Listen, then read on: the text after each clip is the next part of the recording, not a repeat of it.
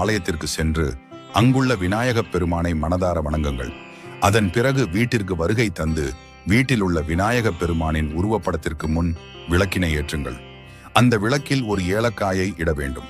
விளக்கில் இடுவதற்கும் முன் அந்த ஏலக்காயை உங்களது உள்ளங்கையில் வைத்து உங்களது கோரிக்கையை விநாயகப் பெருமான் முன் சமர்ப்பணம் செய்யுங்கள்.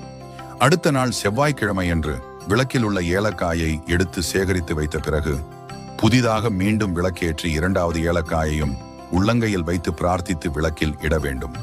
இதேபோல் தொடர்ந்து 7 நாட்களுக்கு 7 ஏலக்காய்களை விளக்கிலிட்டு பிரார்த்தனை செய்து கொள்ள வேண்டும்.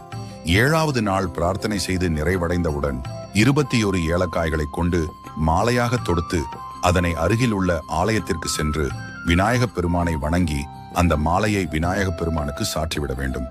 அதன் பிறகு உங்கள் கைகளில் இருக்கும் விளக்கிலிட்ட 7 ஏலக்காய்களை அருகில் உள்ள ஓடும் நதியிலோ அல்லது சிவாலயங்களில் உள்ள குளங்களிலோ விட